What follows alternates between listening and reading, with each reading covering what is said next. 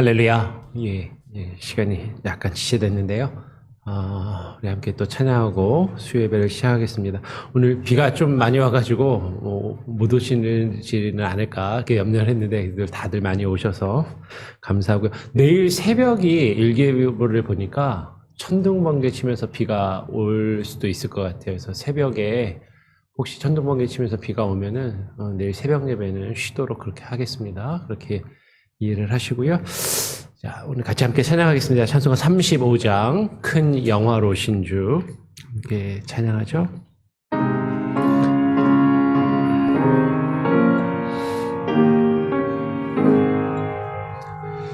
큰 영화로신 주 이곳에 오셔서 이 모인 자들로 주 백성 삼으사 그 중에 항상 계시고 그 중에 항상 계시고 큰 영광 나타내소서.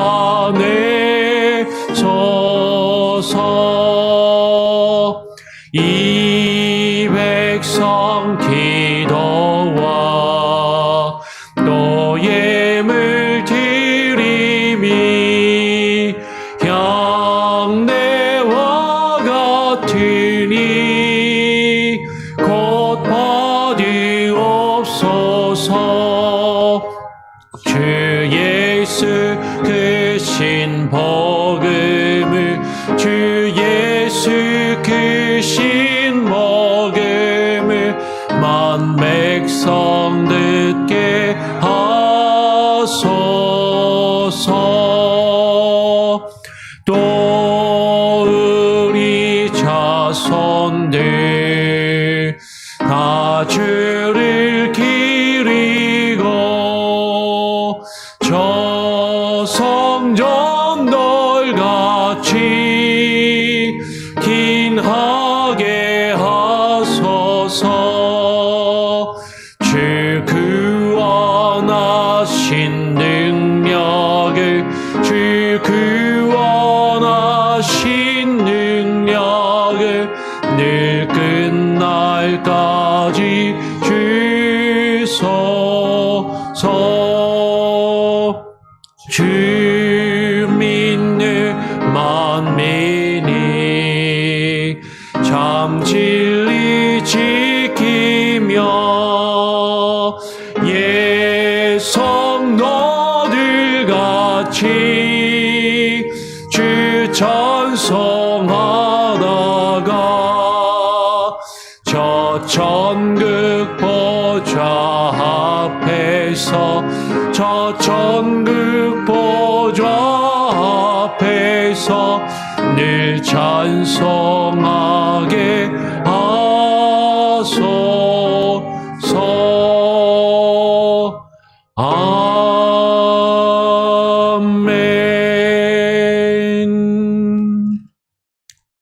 사도신경으로 우리의 신앙을 함께 고백하도록 하겠습니다. 전능하사 천지를 만드신 하나님 아버지를 내가 믿사오며 그 외아들 우리 주 예수 그리스도를 믿사오니 이는 성령으로 잉태하사 동정녀 마리아에게 나시고 본디오 빌라도에게 고난을 받으사 십자가에 못 박혀 죽으시고 장사한 지 사흘 만에 죽은 자 가운데서 다시 살아나시며 하늘에 오르사 전능하신 하나님 우편에 앉아 계시다가 저리로서 산자와 죽은 자를 심판하러 오시리라. 성령을 믿사오며 거룩한 공예와 성도가 서로 교통하는 것과 죄를 사하여 주시는 것과 몸이 다시 사는 것과 영원히 사는 것을 믿사옵나이다. 아멘. 오늘 같이 함께 읽을 말씀은 열왕기하 18장 1절부터 6절까지의 말씀을 같이 보도록 하겠습니다. 열왕기하 18장 1절부터 6절까지의 말씀입니다. 교독으로 읽죠. 이스라엘의 왕 엘라의 아들 호세아 제3년에 유다 왕 아하스의 아들 히스기야가 왕이 되니 그가 왕이 될 때에 나이가 25세라 예루살렘에서 29년간 다스리니라. 그의 어머니의 이름은 아비요 스가리아의 딸이더라. 히스기야가 그의 조상 다윗의 모든 행위와 같이 여호와께서 보시기에 정직하게 행하여 그가 여러 산당들을 제거하며 주상을 깨뜨리며 아세라 목상을 찍으며 모세가 만들었던 놋뱀을 이스라엘 자손이 이때까지 향하여 분향함으로 그것을 부수고 느우수단이라 일컬었더라.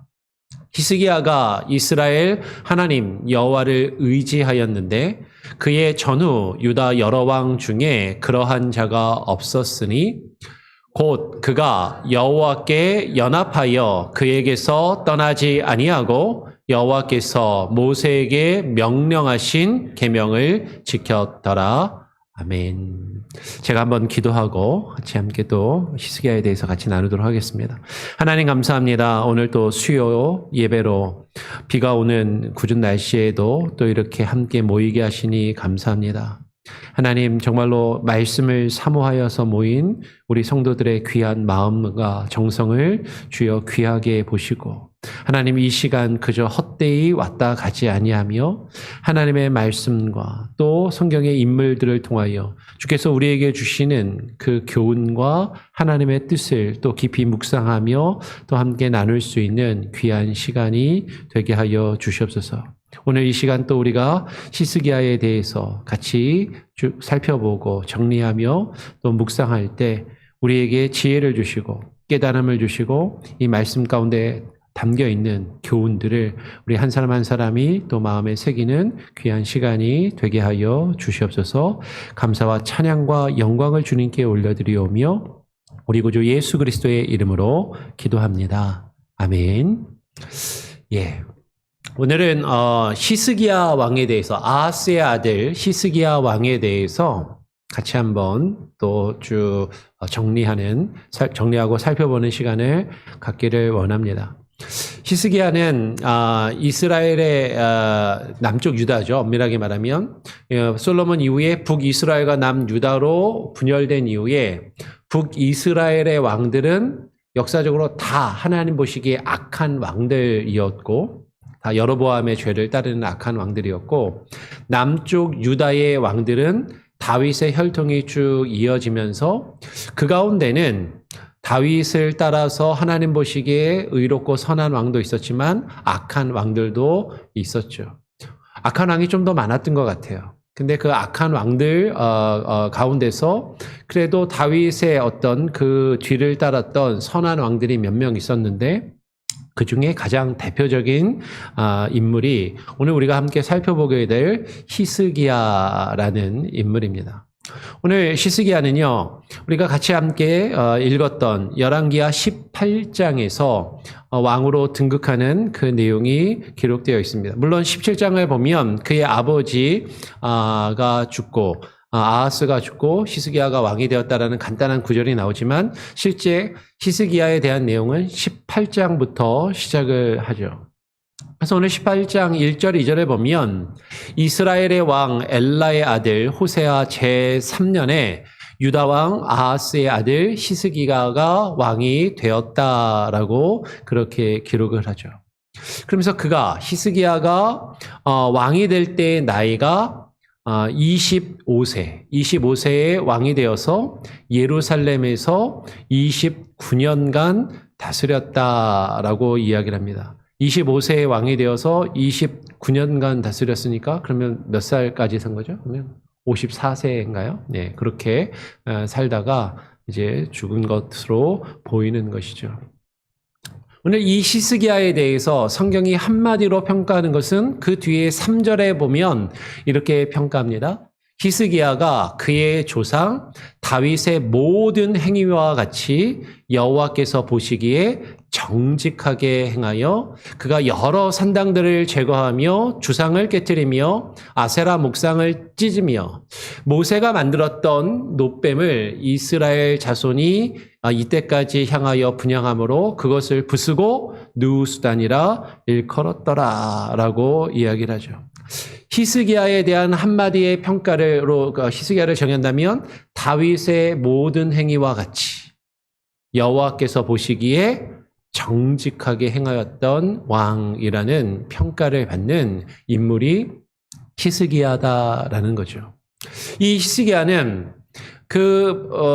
유다 땅에 남아 있었던 여러 산당들을 제거하고 우상들을 깨트리며 그 바알과 아사라의 목상과 신상을 깨트리고 찍어내는 그런 일들을 행하였다라는 것이에요. 성경의 이런 구절 때문에 오늘날도 간혹가다 아주 좀 근본주의적인 신앙을 가지고 있거나 아주 극우적인 극단적인 신앙을 가지고 있는 몇몇 사람들이 뭐 한국 같은 경우에는 절에 가서 불상을 부신다든지 아니면 문화재로 이제 지정되어 있는 그런 것들을 이제 깨트리는 파괴하는 그런 일들이 간혹가다 잊을만 하면 한 번씩 뉴스에 나오곤 하죠.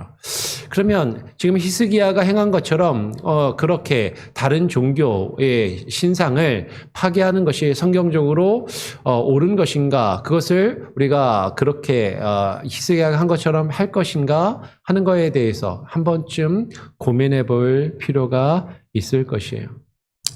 오늘날 우리가 사는 시대의 문화에서 히스기야가 왕으로 다스리던, 그가 통치하던 국가의 주권자로서 왕으로서 그 나라 안에 있었던 우상들을 폐하고 그것들을 없애는 것과 또 오늘날 우리가 살고 있는 어떤 민주주의 국가에서 혹은 종교의 어떤 자유를 인정하는 그런 문화 속에서 다른 종교를 또 배척하면서 그것을 공격하는 것이 오늘날 우리에게도 요구되고 그것이 필요한 것인가? 사실은 오히려 그것이 하나님의 나라와 영광을 가리는 것일 수 있기 때문에 우리는 조금 신중하고 조심할 필요가 있겠죠.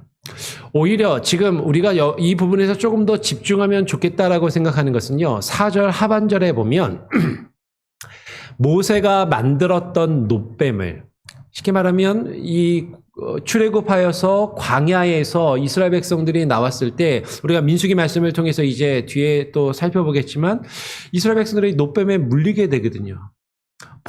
놋뱀에 물려서 죽어가던 그때에 이 모세가 그 백성들을 살리도록 하나님께서 지시하신 대로 놋으로 뱀을 만들어서 장대 위에 매달아서 그것을 본 자는 치유함을 얻고 살게 되는데, 그 모세가 만들었던 그 놋뱀이 이 히스기야 시대까지 여전히 백성들 가운데 남아 있었다라는 거죠. 그러면서 백성들이 그 놋뱀을 향하여서 분향을 하는 것이에요. 하나님께서 치유의 도구로 사용하셨던, 하나님께서 하나님의 능력을 나타내 보이시는 도구로 사용되었던 그것을 마치 하나님처럼 위하고 하나님처럼 분향하며 그것을 섬길 때 하나님이 사용하셨던 도구라 할지라도 그것이 우상과 같은 그런 역할을 하였던 것을 이스라엘 백성들의 그 모습을 통해서 보게 되는 것이죠. 오늘 히스기야는 하나님께서 사용하셨지만 이후에 그것이 변질되어서 이스라엘 백성들이 우상과도 같이 그것을 섬기며 그것을 향하여 분향하였던 그 놋뱀을 부서뜨리고 없애게 되는 것이죠. 우리가 사실 없애야 될 것은요, 다른 사람들, 다른 종교를 믿는 다른 사람들이 섬기는 그 신상을 우리가 가서 때려 부시는 것이 먼저가 아니라 우리 안에 우리가 하나님을 믿고 섬긴다 하면서 하나님이 사용하셨던 하나님의 도구와 특별한 은혜들을, 그것이 귀하고 우리에게 어떤 소중한 기억으로 남을 수 있겠지만 그것을 붙들고 그것을 음란하게 위하며 그것을 붙들면 마치 그 놋뱀이 이스라엘 백성들 자신들을 지켜주고 치료해주고 회복해주는 그 어떤 신비한 주술적인 능력이 있는 것처럼 그 놋뱀을 향하여 분향하는 그것을 깨트려버리고 없애는 그것이 더 먼저이고 중요하다라는 것이죠. 그러니까 오늘날도 그 병원 심벌이 미국은 그 장대에 나무에 뱀이 이렇게 둘둘 말려 있는 그것이 이제 병원의 휘장이고 문양이잖아요. 그러니까 사실은 그 뱀은 치유를 상징하는 그런 모습인데 오늘날도 사실 그런 치유의 상징으로 사용되고 있는 것처럼 이스라엘 백성들은 그 뱀을 보면 치유의 상징, 치유의 능력을 떠올리며 그 뱀을 바라보고 그 뱀에게 분향하면 병든 나의 가족이 내 자식이 낫고 치료될 것을 기도하면서 그것을 음란히 위하였는데 그것은 우상 숭배와도 같은 것이다라는 것이죠. 우리 안에 하나님께서 우리를 위해서 특별히 사용하셨던 그것을 통해서 하나님이 우리에게 은혜를 경험하게 하셨던 하나님이 일하셨던 것이지만 우리가 그것을 계속해서 왜곡되게 붙들고 그것을 위하며 그것을 의지할 때 그것이 우리에게 우상이 될 수 있고 그러한 우상 숭배가 우리에게 있지는 아니한지 우리는 그것을 한번 깊이 고민하며 생각해 볼 필요가 있다라는 것이에요. 이렇게 그 우상들을 다 철폐하고 오늘 히스기야가 이스라엘의 하나님을 의지하며 그의 전후에는 유다 여러 왕 중에 그러한 자가 없었다라고 뒤에 이어서 5절에 그렇게 기록을 합니다. 히스기야가 하나님 보시기에 이제 이 우상을 철폐하는 이 내용이 열왕기서에는 기록되어 있는데 열왕기서에는 이 내용만 기록되어 있지만 열왕기서에 기록되어 있지 않은 조금 더 많은 종교 개혁의 내용이 역대기에 기록이 되어 있습니다. 그러면서 열왕기서하고 역대기에서 기록되고 있는 히스기야의 모습이 약간 좀 강조점이나 관점의 차이가 조금 드러나는데요.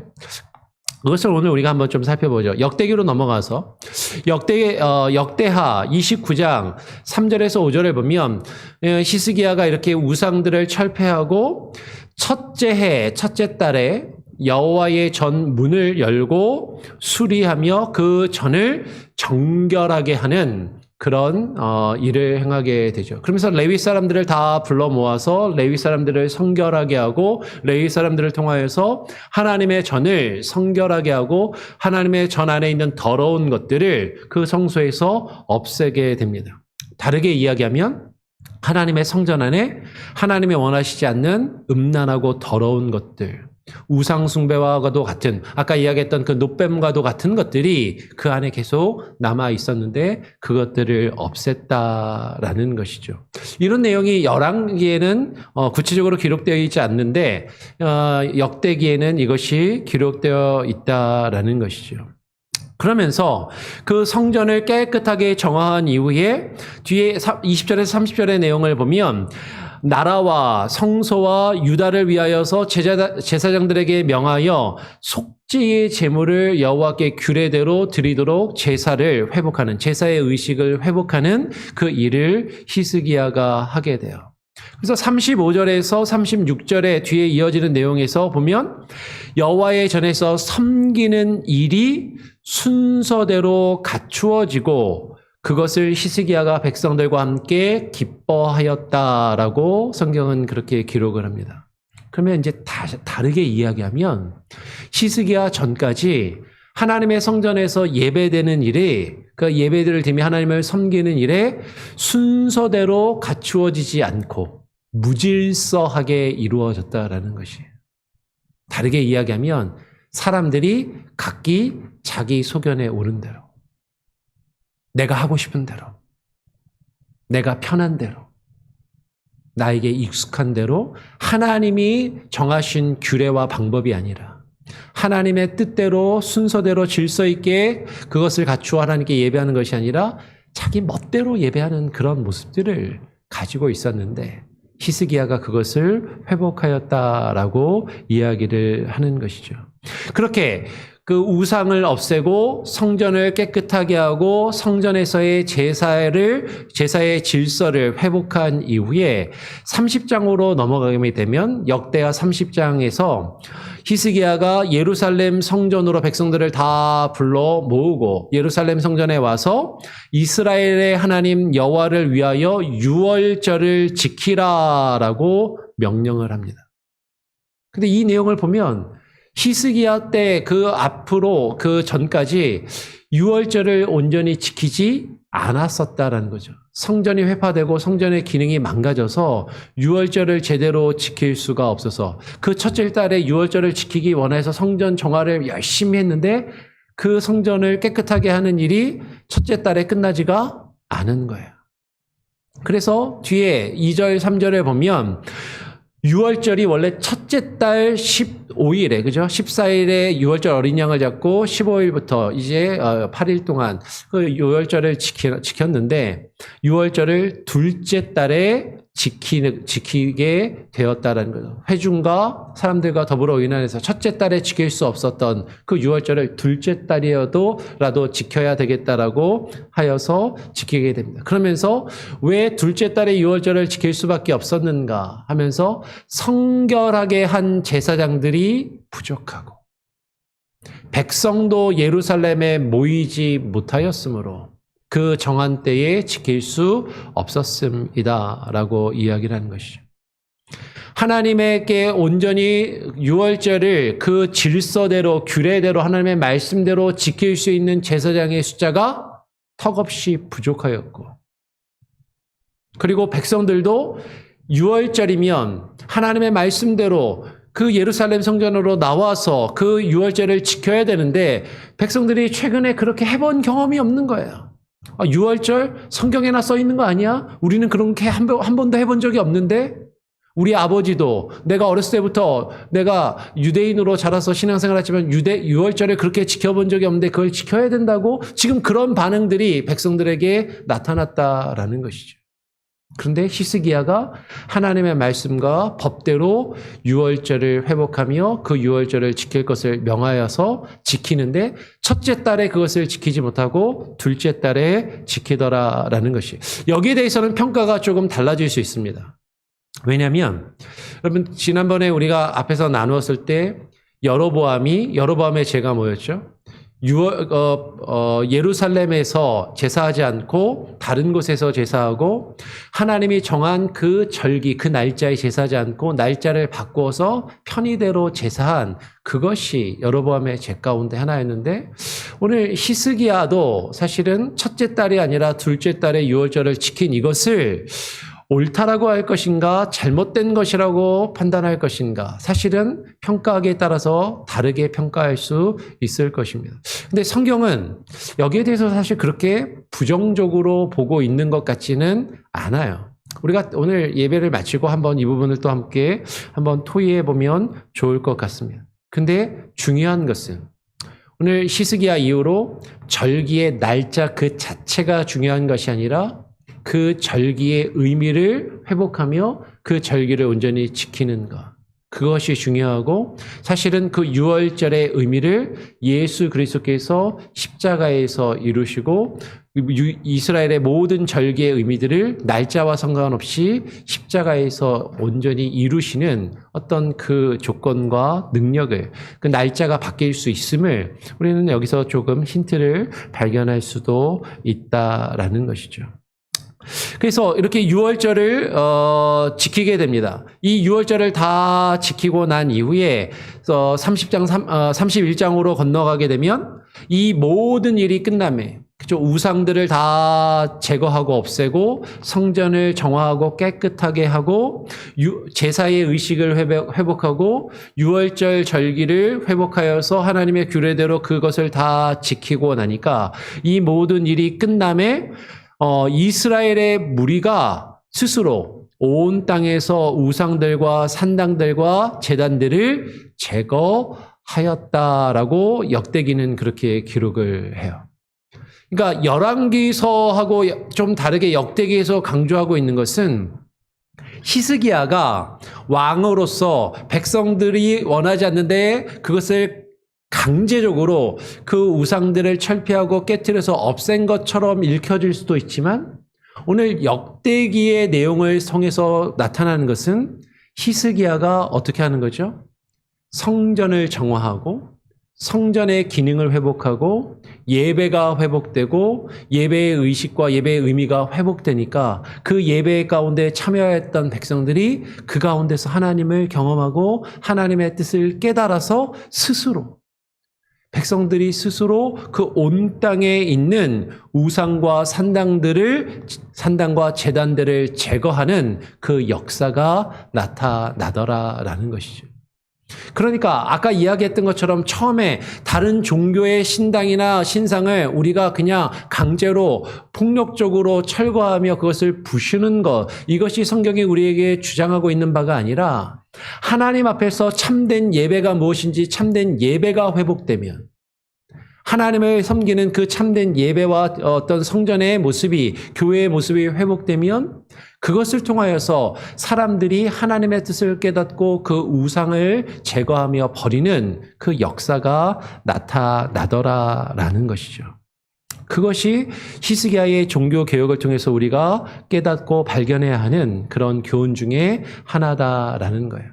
그래서 다시 역대기가 아니라 열왕기로 돌아오면 열왕기서는 이 히스기야에 대해서 이렇게 평가를 합니다. 열왕기 하 18장 5절부터 다시 한번 읽어보면 이렇게 이야기하는 것이죠.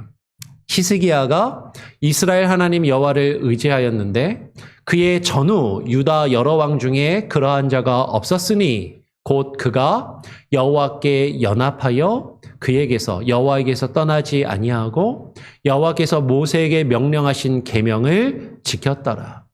여호와께서 그와 함께 하심에 그가 어디로 가든지 형통하였더라라고 이야기하고, 히스기야가 아수르 왕에 대해서 배반하고 아수르 왕에게 반기를 들고 그를 섬기지 아니하였다라고 그렇게 기록을 합니다.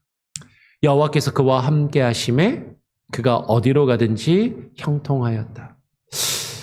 그런데 그 뒤에 이어지는 히스기야의 삶이나 성경에서 기록되고 있는 히스기야의 어떤 내용들은 어떤 내용이냐면, 여호와께서 그와 함께 하셔서 그가 형통하였다라고 성경이 이렇게 기록을 하였는데, 그 뒤에 이어지는 내용은요, 히스기야의 통치 시기가 결코 평탄하지 않고 혼란과 혼돈의 시기였음을 우리에게 보여주고 있다라는 것이죠. 어떻게 보면 형용 모순이 나타나고 있어요. 여호와께서 그와 함께 하셔서 그가 어디로 가든지 형통하였다라는 말과 그 뒤에 나오는 내용은 매우 혼란스럽고 어려운 상황을 히스기야가 겪더라라는 것이죠. 여호와께서 함께 하셔서 그가 형통하였는데 왜 그 이후에 그의 삶 가운데 그런 어려움이 있고 문제들이 있고 그런 일들을 겪을까? 형통하였는데. 그렇다면 성경은 앞뒤가 안 맞고 거짓말을 하고 있는 것인가? 그것이 아니라면 성경이 우리에게 증거하고 있는 형통함은 이 세상에서 우리가 단지 편안하고 안락한 삶을 살아가는 것이 아니라 수많은 어려움과 역경 속에서 하나님이 그와 우리와 함께 하시는 그 형통, 어려움 가운데 고난과 역경 중에 하나님이 함께 하시는 것, 그것을 성경은 형통으로 말하고 있는 것으로 보인다라는 것이죠. 요셉의 경우도 마찬가지예요.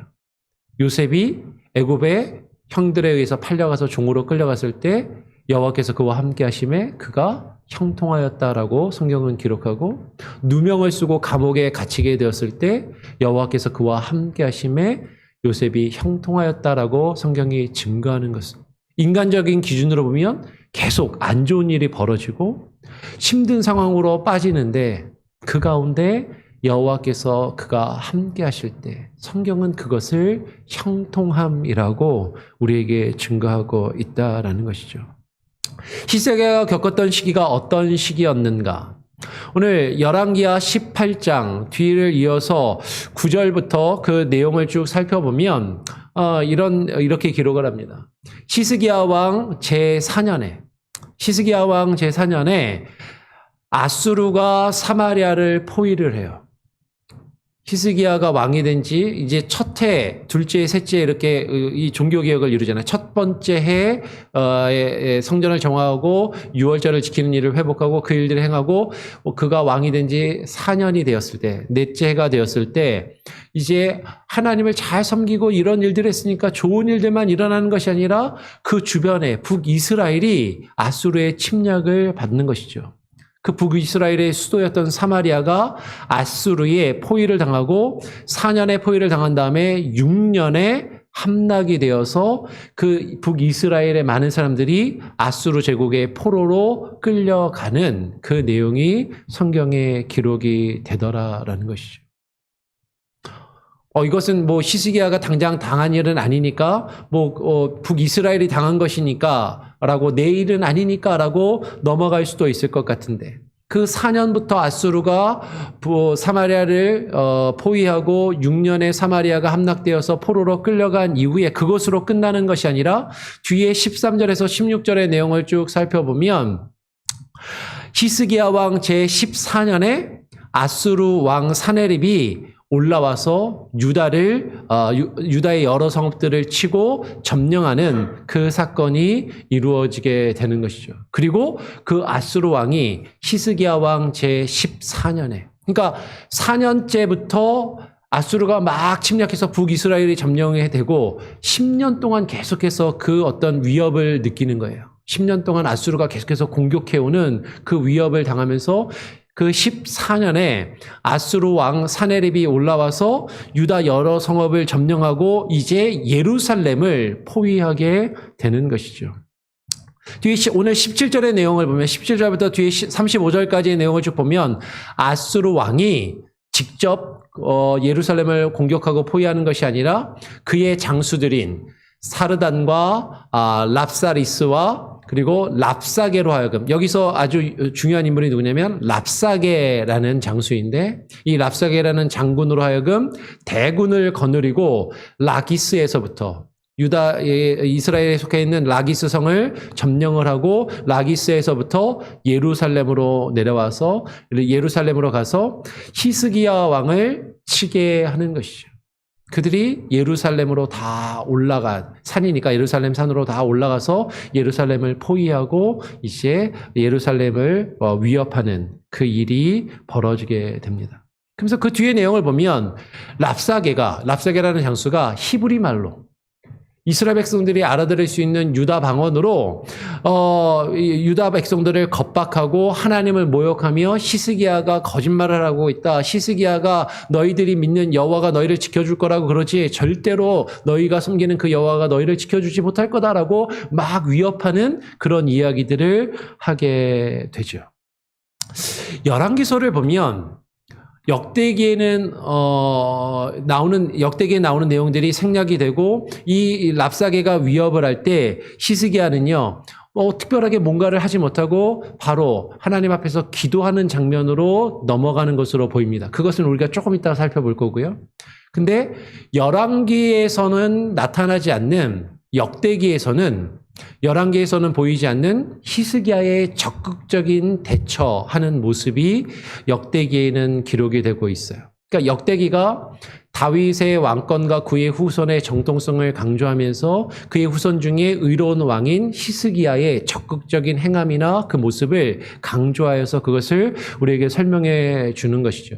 그것이 이제 역대하 32장에 기록되어 있는데 역대 32장으로 가게 되면 히스기야가 어떻게 하냐면요. 히스기야가 사네립이 예루살렘을 치려고 온 것을 보고 역대기에는 사네립이 마치 직접 온 것처럼 기록을 합니다.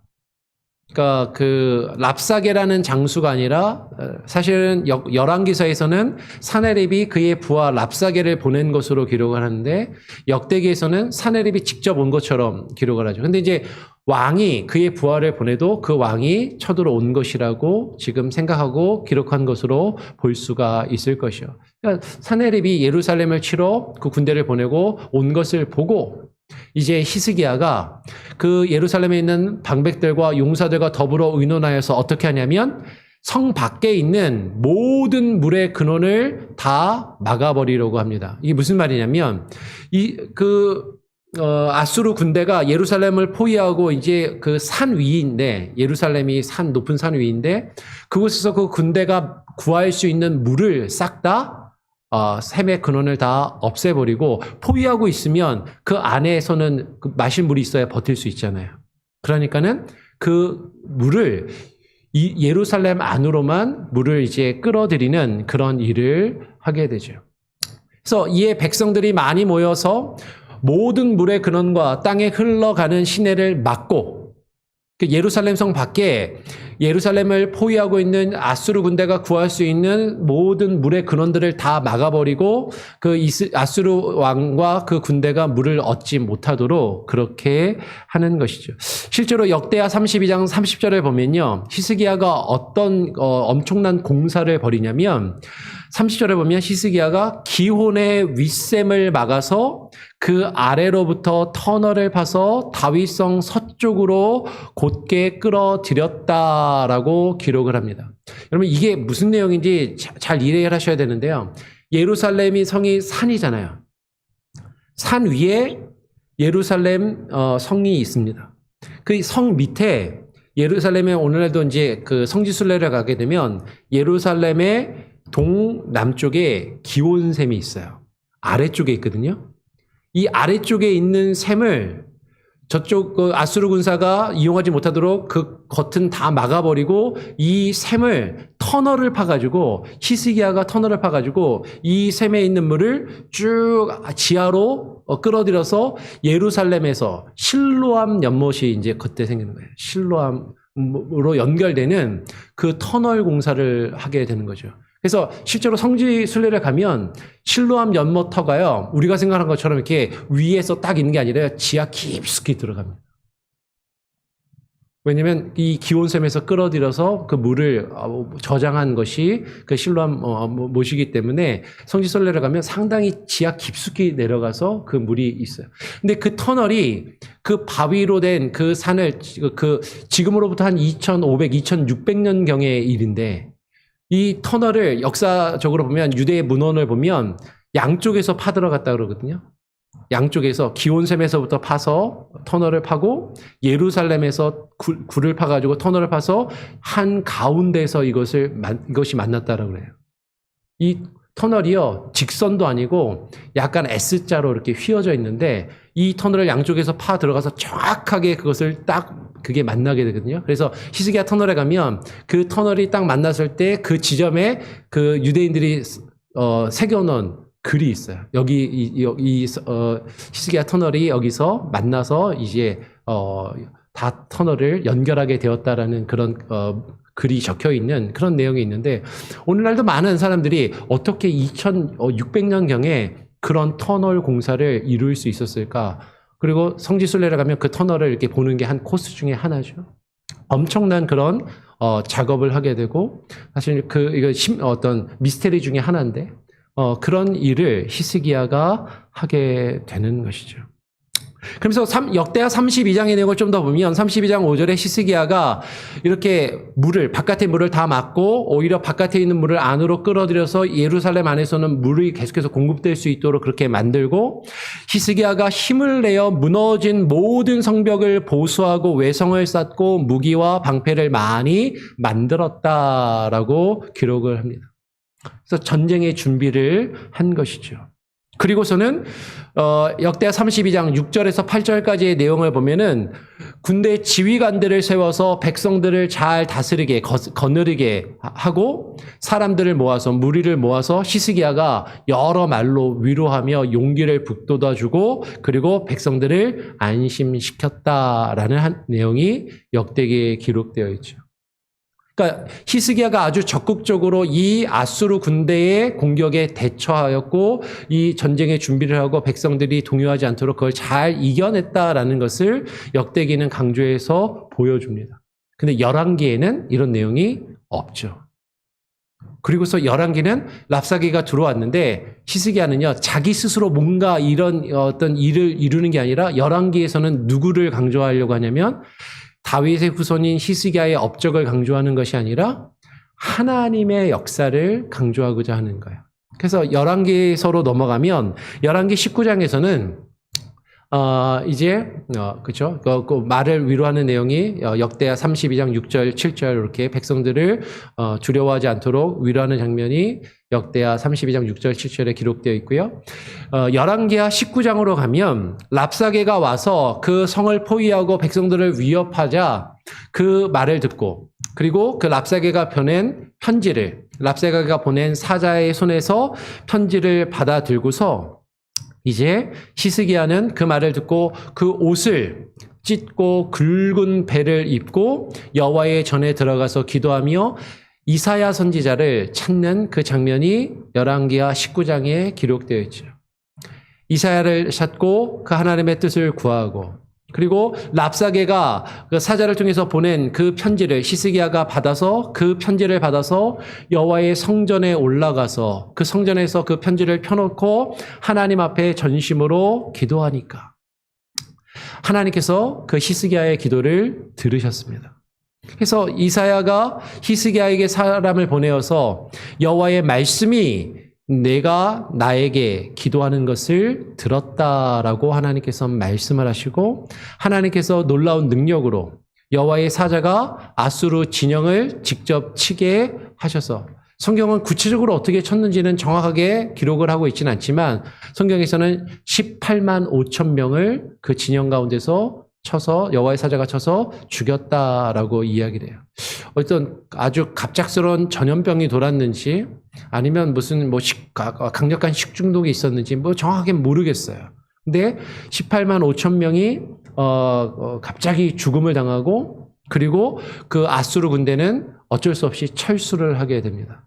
그리고 아수르 군대가 철수를 하고 그 아수르 군대를 이끌었던 사네립 왕은 그곳으로 돌아가서 아수르로 돌아가서 자신의 측근들에 의해서 살해를 당하는 그런 내용이 기록되어 있는 것이죠. 그러니까 히스기야가, 역대기를 보면 히스기야가 적극적으로 뭔가 그 아수르의 군대 공격을 막아내기 위해서 적극적으로 뭔가를 한 것 같이 기록되어 있지만, 실제로 그 아수르의 군대를 몰아내며 이스라엘을 구원하신 것은 누가 하신 거다?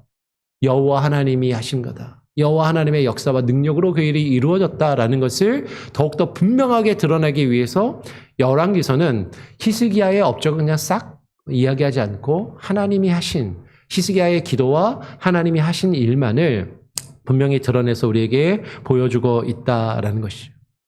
그런데 그 뒤에 이제 우리는 히스기야의 모습을 통해서 우리가 좀 더 교훈을 얻기 원하는 내용이 있어요. 하나님께서 이렇게 놀라운 능력으로 히스기야와 그 유다, 예루살렘 백성들을 구원하셨잖아요. 히스기야가 하나님의 그 놀라운 은혜와 능력을 경험하고서 히스기야가 교만하여서 하나님 앞에 범죄하고 하나님께 징계를 받는 내용이 그 뒤에 기록되고 있다라는 것이죠.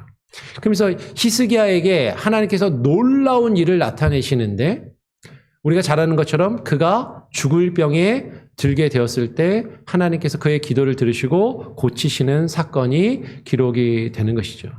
역대하 32장 24절은 그것을 이렇게 기록합니다. 그때에 히스기야가 병들어 죽게 되었으므로 여호와께 기도하매 여호와께서 그에게 대답하시고 또 이적을 보이셨으나라고 이야기를 하죠.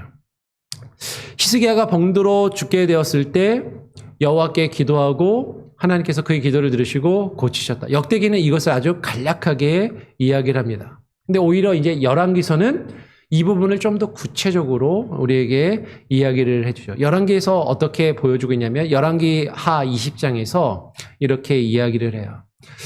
그때에 히스기야가 병들어 죽게 되매 아모스의 아들 선지자 이사야가 그에게 나와서 그에게 이르되 여호와의 말씀이 너는 집을 정리해라. 내가 죽고 살지 못할 것이다 라고 말씀하시긴 그 말씀을 와서 전하는 것이죠.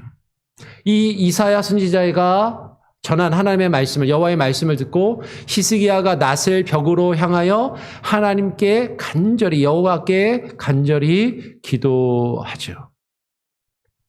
여호와가 히스기야가 심히 통곡하며 기도하니까 뒤에 2절에서 5절까지 쭉 그 내용을 보니까 그 이 말을 전하고 이사야가 그 성에서 왕궁에서 빠져나와서 예루살렘 도성을 지나서 이제 이렇게 빠져나가려고 하는데 왕궁에서 나와서 성읍을 지나서 한 가운데를 통과하기 전에 하나님의 말씀이 임해서 가서 내가 히스기야의 기도를 듣고 그의 생명을 연장해 준다라는 말을 가서 다시 전하게 하시죠. 그러면서 이사야가 다시 와서 좀 전에 와가지고 네가 죽을 것이고 살지 못할 것이다라고 그 말을 전했는데, 그죠? 몇 시간도 안 지난 거예요. 그런데 다시 가서 히스기야가 말을 바꿔서 전하게 되는 것이죠. 뭐라고? 네가 3일 만에 몸이 회복되어서 성전에 올라갈 것이고, 성전에 올라가서 하나님을 예배하게 될 것이고, 그리고 15년을 더 살게 하시며 그 증거로 해의 그림자가 뒤로 10도가 물러가는 그 일을 하나님께서 경험하게 하시는 거죠. 만약에 제가 이사야 선지자였으면 하나님께서 여기 그 성 중간쯤 갈 때 말씀이 딱 임해갖고, 야 이사야 다시 가서 아까 네가 말했던 거 그거 취소하고 다시 말 바꿔서 전해라 그러면 하나님 전 못합니다. 다른 사람 보내세요. 이랬을 것 같아요. 그렇죠? 내가 한 그 말을 다시 바꾸는 그 일. 그것은 사실 그렇게 선지자에게 있어서 쉬운 일은 아니지만 선지자는 결국 하나님의 말씀을 받아서 자신의 자존심을 내세우는 것이 아니라 내가 예전에 했던 말이 틀렸다라고 그것을 바꾸는 것이 사실은 자존심이 상하고 싫을 수 있지만 하나님의 말씀을 가서 그대로 전해야 되는 그 사명을 가지고 있더라라는 것이죠. 그런데요, 많은 경우에 많은 목사님들이나 설교자들이 이 부분에서 무엇을 많이 강조하고 설교를 하냐면 히스기야가 간절히 기도했더니 하나님이 그 기도를 들으시고 이것을 이제 응답하셨더라. 만약에 거기에 포인트가 있다면 히스기야의 기도가 좀 너무 짧아요. 한 40일 금식 기도까지는 아니더라도 한 일주일 정도는 금식하면서 기도했더니 하나님이 그의 정성과 그의 마음을 보시고 들으셨더라. 이랬으면은 우리가 정성을 다해서 마음을 다해서 기도하면 들으신다라는 것을 이야기하고자 하는 것 같은데, 여러분 지금 이 히스기야의 이야기의 포인트는요, 히스기야가 간절히 기도했더니 하나님이 그를 고쳐주셨다라의 포인트가 있기보다는 오히려 반대인 것이죠. 죽을 병에 든 히스기야를 하나님께서 살려주셨는데 그 뒤에 히스기야가 하나님의 뜻을 온전히 깨닫지 못하고 잘못된 모습을 보이더라라는 것을 보여주기 원하는 것이 전체의 맥락 가운데 있다라는 거예요. 그 뒤에 내용을 보면 열왕기 하 20장에서 12절에서 15절 그 뒤에 내용에 보면 어떤 내용이 나오냐면 하나님이 그를 고쳐주셨잖아요. 병이 나았잖아요. 대단한 은혜를 경험한 거예요. 지금 이 사건이 히스기야가 15년의 생명이 연장되었잖아요. 계산을 해보면 아까 히스기야의 나이하고 몇 년간 25세 왕이 되어서 29년간 다스렸더라. 그리고 그가 왕이 된 지 14년째에, 그렇죠? 14년째에 아수르가 쳐들어왔더라. 그러니까 25세의 왕이 돼서 29년간 다스렸는데 14년째에 아수르가 쳐들어왔으니까 몇 년 남은 거예요? 29에서 14를 빼면 15년 남았잖아요. 그러니까 아수르가 쳐들어왔을 그때에 히스기야가 병도 들었던 것이고 이 사건이 사실은 거의 같이 일어난 거죠. 하나님의 놀라운 능력으로 아수르 군대를 몰아내시는 사건, 죽을 병에 들렸는데 죽을 수밖에 없었는데 그를 살리시는 하나님의 놀라운 은혜와 능력을 그가 경험했는데, 근데 그것을 경험한 그 놀라운 하나님의 능력과 그 일들을 체험한 히스기야가 교만하였다라는 것에 포인트가 있는 것이죠.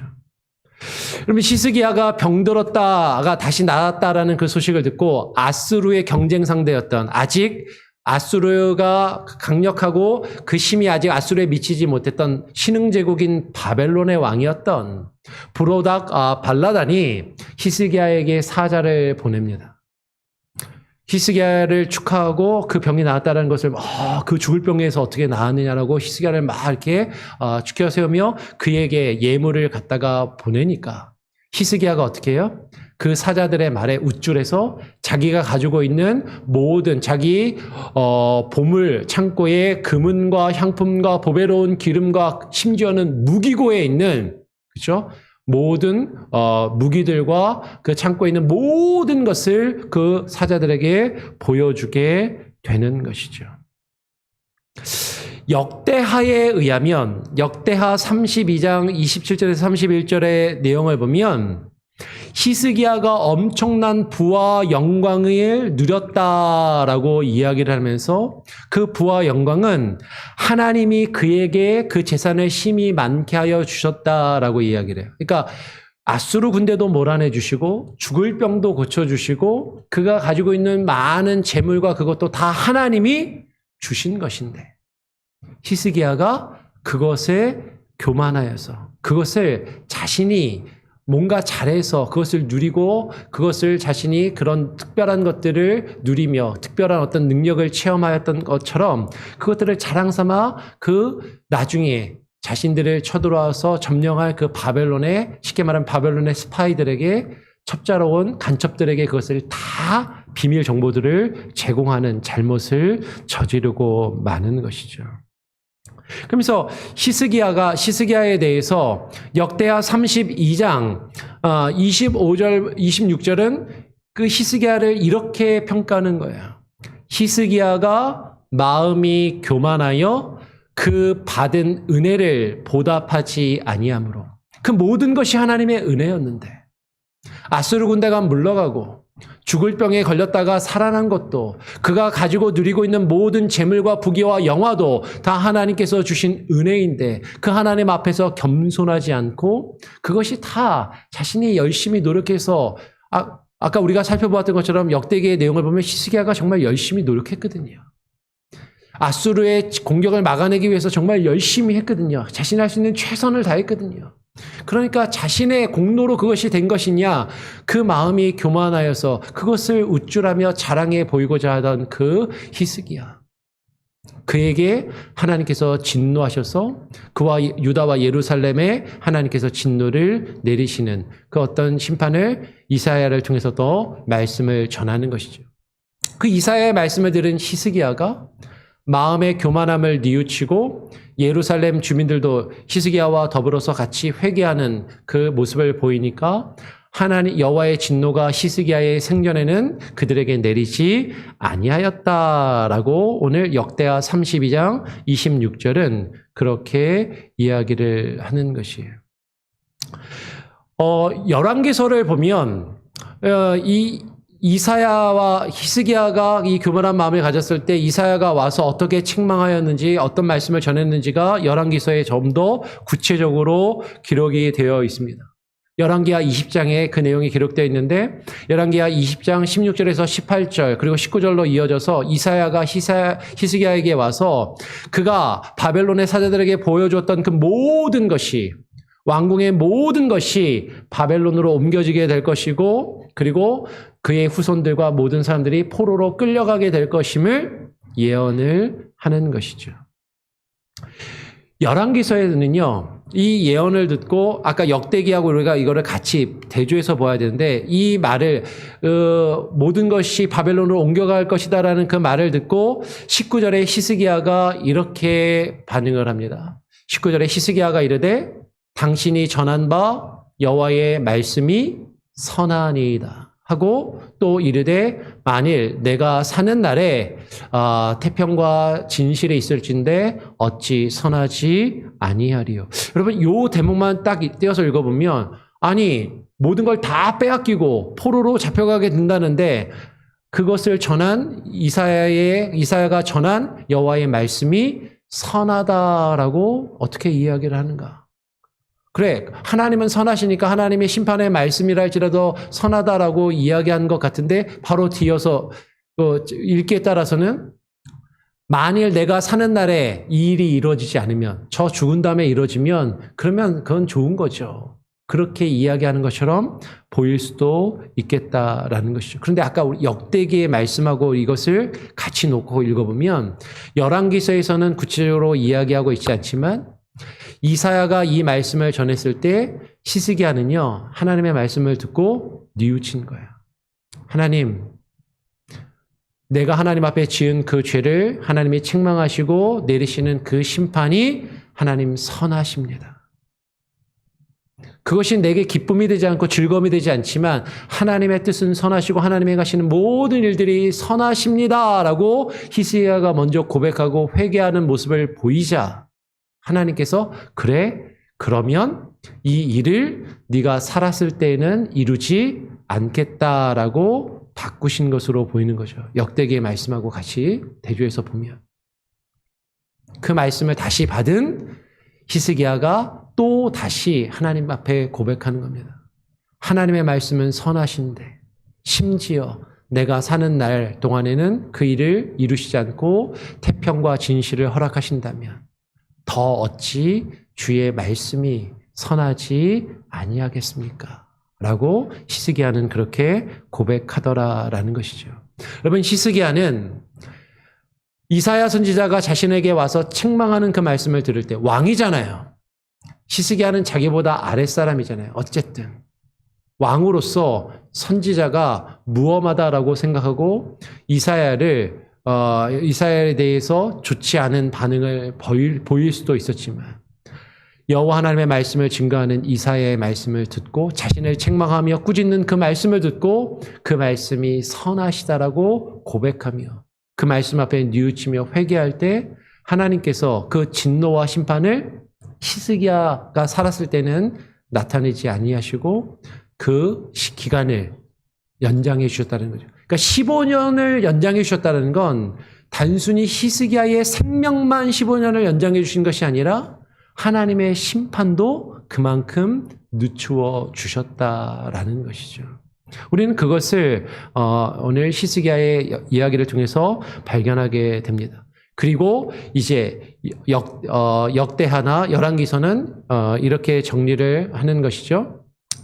역대하 32장 32절에 보면 히스기야의 남은 행적과 그 모든 선한 일은 선지자 이사야의 묵시책과, 그러니까 이사야서를 읽어보면 이 히스기야의 내용이 또 자세하게 기록이 됩니다. 이사야서에. 오늘 우리가 이사야서는 시간 관계 때문에 잘 살펴보지 않은데 이사야 책을 보면, 이사야서를 보면 히스기야에 대한 내용이 또 나오고요. 그리고 열왕기에 기록되어 있다라고 이야기를 하죠. 그러니까 열왕기서가 먼저 쓰였고 이 역대기가 열왕기서를 참고해서 쓴 것으로 보인다라는 거예요. 근데 열왕기에는 또 역대 지략에 기록되어 있더라라고 이야기하는데 그 역대 지략은 우리가 가지고 있는 역대기가 아니라 역대기의 자료로 역대 지략이라는 책이 또 있었던 것으로 보이는 것이죠. 이제 그 부분도 이따가 혹시 시간이 되면 좀 이야기를 하고, 오늘 역대하 32장 33절에 히스기야가 조상들과 함께 누움에 온 유다와 예루살렘 주민이 그를 다윗 자손의 묘실에 장사하였다라고 하면서 히스기야의 일생은 성경에서 이렇게 마무리가 되는 것이죠. 오늘 조금 길게 했는데요. 히스기야는 사실은 우리가 너무나도 잘 아는 왕이고 우리에게 익숙한 에피소드, 사건들을 많이 가지고 있습니다. 근데 그 사건들의 의미들을 우리는 좀 너무 단편적으로 알고 이해하고 넘어가는 경우들이 많은데 히스기야의 일생과 삶의 전체 맥락 속에서, 그 흐름 속에서 우리가 통전적으로 한번 살펴보고 이해할 필요가 있겠고, 그것을 또 오늘 예배 마치고 또 Q&A 시간에 조금 더 같이 한번 같이 나누고 생각해보는 시간을 갖기를 원합니다. 우리 같이 한번 찬양하고 또 잠시 기도하고 우리 또 예배를 마치고 다 친교실에서 모이도록 하죠. 찬송가 420장입니다. 찬송가 420장 너 성결키 위에 함께 찬양하고요. 잠시 기도하는 시간 갖겠습니다.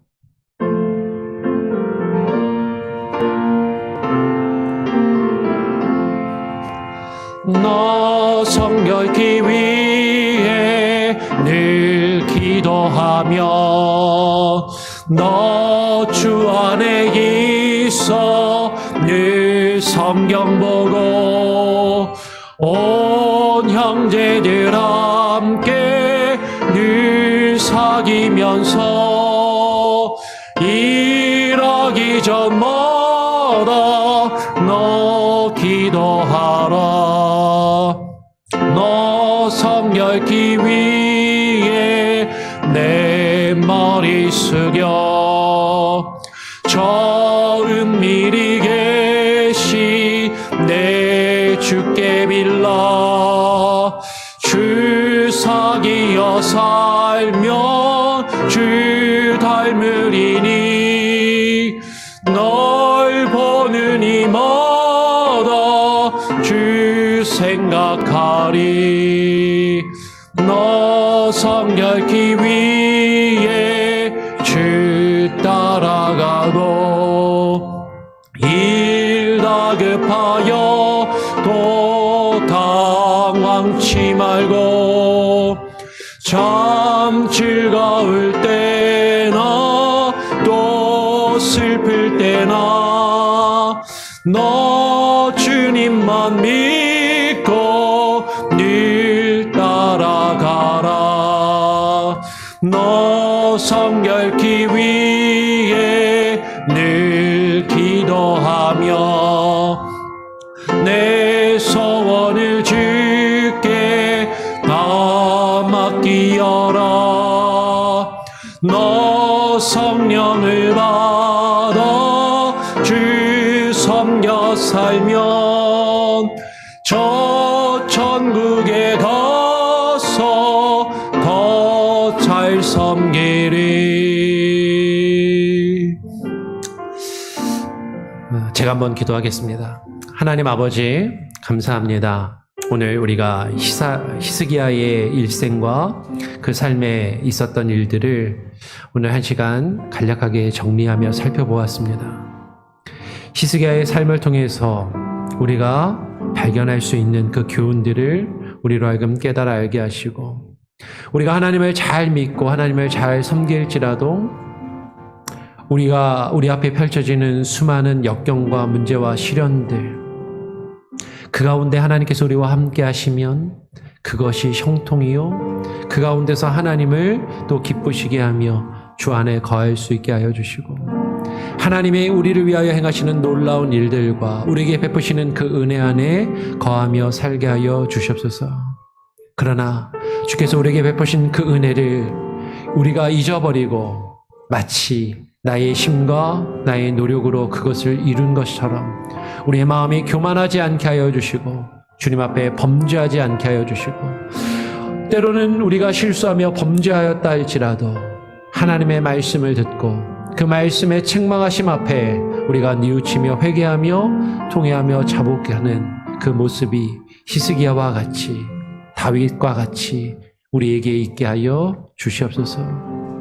히스기야의 그 믿음과 신앙을 우리가 본받게 하시고 주의 말씀과 뜻 안에 온전히 거하는 우리 교회가 되기를 소원하고 또 우리 성도들 한 사람 한 사람이 되기를 간절히 소원하오며 우리 구주 예수 그리스도의 이름으로 기도합니다. 아멘.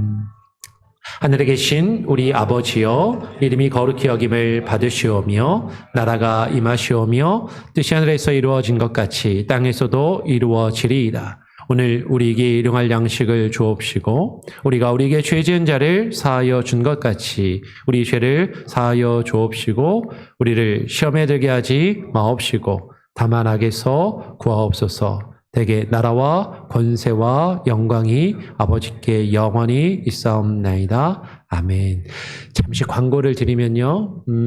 주일에도 따로 광고를 하겠지만 오늘이 6월 마지막 수요 예배고요. 7월 달은 수요 예배가 정상적으로 좀 이루어지기가 어렵습니다. 첫째 주에 우리가 수양회가 있고요. 그리고 또 한 주는 할 수는 있는데 한 주 하고 또 제가 2주간 휴가가 있기 때문에 그래서 지금 생각하기로는 7월 달에는 한 달간 수요 예배를 쉬는 것으로 하는 것이 좋을 것 같습니다. 그래서 영상으로 보시는 분도 혹시 있을 수 있어서 일단 광고를 드리고요. 이따가 또 말씀 나누고 주일에 또 따로 그렇게 광고를 할 수 있도록 하겠습니다. 혹시 기도하실 분들 간단히 또 자유롭게 기도하시고 친교실에서 또 바로 모이도록 하겠습니다. 예수의 피